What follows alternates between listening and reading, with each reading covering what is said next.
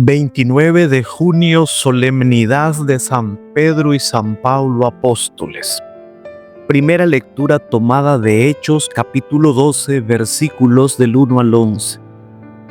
En aquellos días el rey Herodes mandó apresar a algunos miembros de la iglesia para maltratarlos. Mandó pasar a cuchillo a Santiago, hermano de Juan, y viendo que eso agradaba a los judíos, también hizo apresar a Pedro. Esto sucedió durante los días de la fiesta de los panes ácimos. Después de apresarlo, lo hizo encarcelar y lo puso bajo la vigilancia de 4 turnos de guardia, de 4 soldados cada turno. Su intención era hacerlo comparecer ante el pueblo después de la Pascua. Mientras Pedro estaba en la cárcel, la comunidad no cesaba de orar a Dios por él. La noche anterior al día en que Herodes iba a hacerlo comparecer ante el pueblo, Pedro estaba durmiendo entre 2 soldados, atados con 2 cadenas, y los centinelas cuidaban la puerta de la prisión. De pronto apareció el ángel del Señor y el calabozo se llenó de luz. El ángel tocó a Pedro en el costado, lo despertó y le dijo: «Levántate pronto». Entonces las cadenas que le sujetaban las manos se le cayeron. El ángel le dijo: «Cíñete la túnica y ponte las sandalias». Y Pedro obedeció. Después le dijo: «Ponte el manto y sígueme». Pedro salió detrás de él, sin saber si era verdad o no lo que el ángel hacía, y le parecía más bien que estaba soñando. Pasaron el primero y el segundo puesto de guardia y llegaron a la puerta de hierro que daba a la calle. La puerta se abrió sola delante de ellos. Salieron y caminaron hasta la esquina de la calle, y de pronto el ángel desapareció.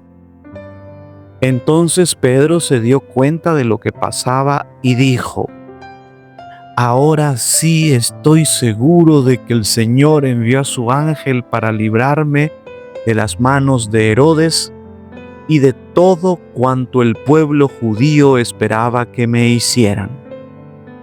Palabra de Dios. Salmo responsorial tomado del Salmo 33. El Señor me libró de todos mis temores. Bendeciré al Señor a todas horas. No cesará mi boca de alabarlo. Yo me siento orgulloso del Señor, que se alegre en su pueblo al escucharlo. Proclamemos la grandeza del Señor y alabemos todos juntos su poder. Cuando acudí al Señor me hizo caso y me libró de todos mis temores. Confía en el Señor y saltarás de gusto. Jamás te sentirás decepcionado, porque el Señor escucha el clamor de los pobres y los libra de todas sus angustias. Junto a aquellos que temen al Señor, el ángel del Señor acampa y los protege. Haz la prueba y verás qué bueno es el Señor. Dichoso el hombre que se refugia en él. Segunda lectura tomada de la segunda carta del apóstol San Pablo a Timoteo. Querido hermano, ha llegado para mí la hora del sacrificio y se acerca el momento de mi partida. He luchado bien en el combate, he corrido hasta la meta, he perseverado en la fe. Ahora solo espero la corona merecida, con la que el Señor, justo juez, me premiará en aquel día, y no solamente a mí, sino a todos aquellos que esperan con amor su glorioso advenimiento. Cuando todos me abandonaron, el Señor estuvo a mi lado y me dio fuerzas para que, por mi medio, se proclamara claramente el mensaje de salvación y lo oyeran todos los paganos. Y fui librado de las fauces del león. El Señor me seguirá librando de todos los peligros y me llevará sano y salvo a su reino celestial. Palabra de Dios. Del Evangelio según San Mateo, capítulo 16, versículos del 13 al 19. En aquel tiempo, cuando llegó Jesús a la región de Cesarea de Filipo, hizo esta pregunta a sus discípulos: ¿quién dice la gente que es el Hijo del Hombre?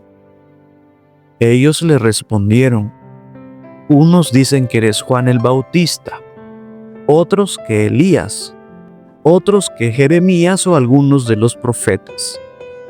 Luego les preguntó: ¿y ustedes, quién dicen que soy yo?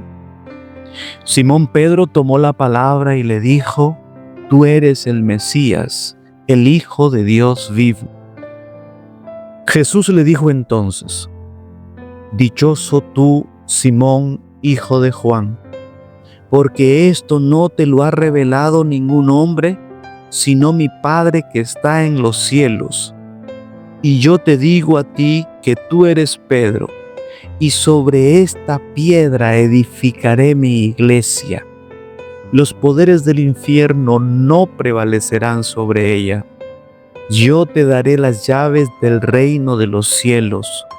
Todo lo que ates en la tierra quedará atado en el cielo, y todo lo que desates en la tierra quedará desatado en el cielo. Palabra del Señor. Exégesis del texto evangélico. Este evangelio lo leímos el domingo pasado en la versión de Lucas. Ahora, en la solemnidad del martirio de San Pedro y San Pablo, lo leemos según San Mateo. En su confesión con respecto a Lucas, al tú eres el Mesías, Pedro le añade: el Hijo de Dios vivo. Confesión que ya habían hecho todos los discípulos en la barca después del milagro de Jesús caminando sobre el agua, y que es narrado en Mateo 14. Por eso se considera esta confesión de Pedro como actuando de portavoz de los discípulos. Sin embargo, la felicitación de Jesús es a Pedro, no a la comunidad. Según la forma semítica, se hace de manera solemne, diciéndole su nombre completo: Simón, hijo de Juan. Tú eres Pedro. Pedro no es un apodo, no es un nombre propio, es un ministerio. Y si bien en el Evangelio de Mateo ya se había hecho referencia a este nombre en dos ocasiones, en el capítulo 4 y el capítulo 10, sin embargo, se hace con una mirada retrospectiva, como cuando se menciona a Judas, que se dice fue el traidor, incluso antes que se narre la traición. Pedro significa roca, piedra angular en este contexto, porque Jesús dice: sobre esta roca edificaré mi iglesia. En el texto griego se puede ver la diferencia, porque aquí se usa el término Petrus, en cambio, cuando se refiere a una piedra común, incluso de construcción, se usa litos, como por ejemplo, segunda de Pedro 2:5, que dice: también ustedes, cual piedras vivas, entran en la construcción de un edificio espiritual. Mi iglesia en singular. La iglesia de Cristo es una y es concebida como un edificio con Pedro como piedra angular. Vemos entonces que desde el cristianismo primitivo, la iglesia fue entendida como un edificio, un templo. Hasta nuestros días es así. Y por tanto, no es una equivocación que le digamos también iglesia al templo. Queda claro por el símil el significado sustancial de la roca. El fundamento rocoso promete estabilidad y perennidad a la iglesia. Una casa construida sobre roca se mantiene en pie, aunque descienda la lluvia, vengan ríos, soplen vientos y golpeen contra aquella casa, no cae porque está fundada sobre la roca. Así enseña Jesús en Mateo 7:25. Pedro tiene una función intransferible que ejercer en la iglesia. Él es el cimiento, diferente de todo lo que se construya luego.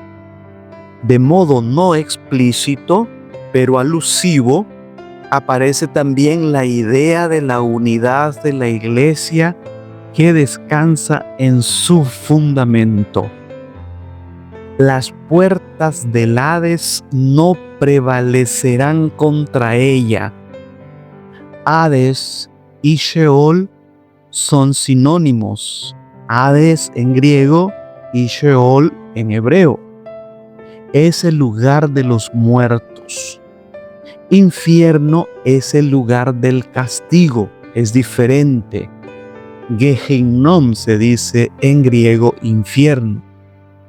Las puertas del Hades como expresión simbólica de la muerte, por tanto. Nada más fuerte que la muerte. Si el Cantar de los Cantares en 8:6 ha dicho que fuerte como la muerte es el amor, o como el gran escritor Víctor Hugo en Los Miserables que dice, la muerte es más fuerte que el amor, Jesús dice que la iglesia fundada sobre Pedro es más fuerte que la misma muerte. Eso quiere decir, las puertas del Hades no prevalecerán contra ella. Yo te daré las llaves del reino de los cielos. El que tiene las llaves es el portero o el administrador. Pero Pedro no es un portero divino, como la imagen popular lo pinta. Pedro no está en el cielo supervisando quién entra o quién sale. Eso lo hace en la tierra. Por eso, el poder de Pedro no es de abrir y cerrar como un portero, sino, le dice, atar o desatar. Y ese es el significado de una actividad judicial. Corresponde a poner cadenas o absolver. El pasaje alude también al aspecto magisterial de Pedro en lo concerniente a lo doctrinal. Esto nos queda claro, sobre todo si lo leemos a la luz de Mateo 23:13, donde Jesús acusa a los escribas y fariseos de impedir a los hombres la entrada en el reino de los cielos. La formulación general desde el punto de vista gramatical permite que el texto sea interpretado también, en todo caso, con la idea de disciplina eclesial y del perdón de los pecados. Todo esto incluye la potestad que Jesús le otorga a Pedro de atar y desatar. Vamos ahora a hacer una reseña de las figuras de Pedro y Pablo. Pedro es el discípulo que más aparece mencionado en los evangelios. Es el modelo de discípulo y alumno. Inquieto, le llaman la atención, es impulsivo y a veces imprudente. Es muy humano. Pide a Jesús que lo haga caminar sobre las aguas. Avanza un poco, siente miedo y se hunde. Y después clama a Jesús, Señor, sálvame, como un niño. Él confiesa a Jesús como hijo de Dios, pero se vuelve medroso ante el sufrimiento. No es capaz de velar, niega a Jesús y luego llora amargamente arrepentido. Sorprende en general la ambivalencia en la conducta de Pedro. Es confesor y tentador, renegado y arrepentido, valeroso y débil.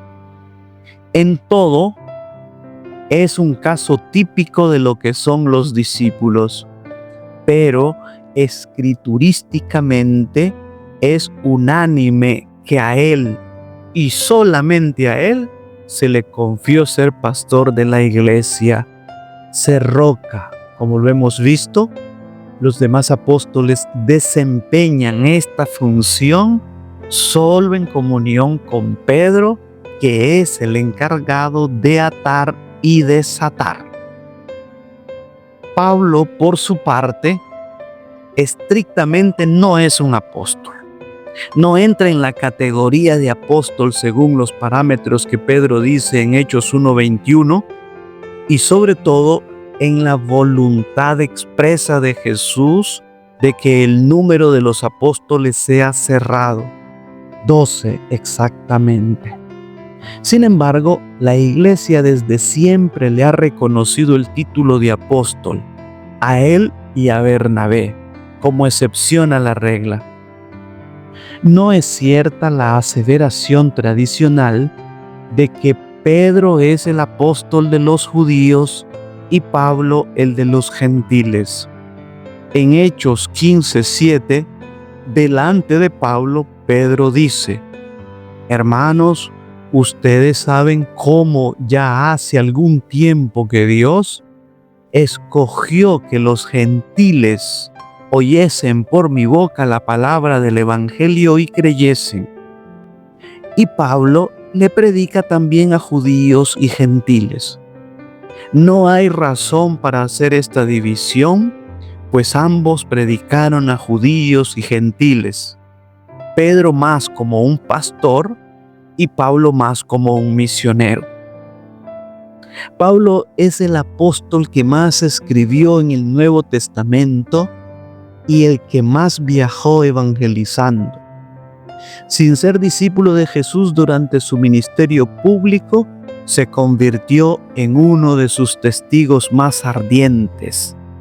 Tras una experiencia radical del resucitado en el camino a Damasco, es un intelectual, un gran teólogo, apasionado y decidido. Es también enérgico y polémico, pero tierno y pastoral. En sus cartas se muestran algunas veces temperamental. A veces se le nota reconociendo su desventaja intelectual con respecto a otros predicadores, pero seguro de lo que predica. Él sabe que su doctrina no está errada. Podrá ser inferior a su elocuencia en su argumentación, pero no en la verdad. Es celoso de su misión y al mismo tiempo abierto al Espíritu, obediente a lo que Dios quiere, incluso cuando esto lo lleva a prisión o al martirio. No retrocede jamás. Pablo evangeliza sin cesar, se hace todo para todos, sufre naufragios, cárceles, incomprensión, pero sigue corriendo hacia la meta. Siente el peso de su pasado como perseguidor, pero nunca deja que la culpa lo detenga. Sabe que es por pura gracia que ha sido llamado. Su humanidad no está en contradicción con su autoridad apostólica. No le fue confiada la sede de Jerusalén o la de Roma, ni ninguna otra, tampoco las llaves del reino. No camina sobre las aguas, pero navega mares enteros para llevar el evangelio hasta los confines del mundo. No negó a Jesús, pero tuvo que negarse a sí mismo cada día para dejar atrás al Saulo violento que fue. En él se encarna el drama del cristiano: vivir ya no yo, sino Cristo en mí. Y como Pedro, es también un caso típico de los que son los apóstoles. frágiles instrumentos en manos del Espíritu, testigos imperfectos de una gracia infinita, dos grandes que son tan distintos, pero se complementan, simplemente un regalo de Dios para todos nosotros. 3 puntitos para reflexionar. Número 1. Al celebrar hoy el martirio de San Pedro y San Pablo, conviene recordar que la sangre de los mártires no clama venganza, sino que reconcilia. No se presenta como acusación, sino como luz que brilla. Se manifiesta como fuerza del amor que supera el odio y la violencia. Es abono de la fe y semilla de nuevos cristianos. Es la expresión máxima del testimonio evangélico. Gracias a tantos hermanos mártires, algunos cruentos, otros no han derramado su sangre, pero han sufrido y siguen sufriendo por el Evangelio diferentes tribulaciones. Número 2. Una imagen preferida de la iconografía cristiana es el abrazo de los 2 apóstoles en camino hacia el martirio. Podemos decir que su mismo martirio, en lo más profundo, es la realización de un abrazo fraterno. Mueren por el único Cristo y en el testimonio por el que dan la vida son uno. Esto nos debe iluminar siempre la unidad de los cristianos, tan diferentes, pero los unió siempre la misma fuente, Jesucristo su Señor. Número 3. Hoy nosotros estamos invitados a mirar a Pedro y a Pablo como modelos de fe viva. Como Pedro, volvamos a Jesús incluso después de nuestras negaciones. Como Pablo, dejemos que el encuentro con Cristo nos cambie el rumbo y nos convierta en testigos apasionados hasta decir: ya no soy yo quien vive en mí, es Cristo quien vive en mí, y mientras vivo en esta carne, vivo de la fe del que me amó hasta dar su vida por mí. Que Dios te conceda un lindo día. Dex tibi Deus pulcram diem, et benedicas vos omnipotens Deus, Pater, et Filius, et Spiritus Sanctus. Su proteczione Matris Nostre Santissime, maneamus in pace Domini. Si le ha gustado este video, dele like, suscríbase para que pueda recibir nuestras próximas publicaciones y ayúdanos a compartir esta página. Recuerde que evangelizar es una expresión del amor. Viralicemos el bien. Dios los bendiga.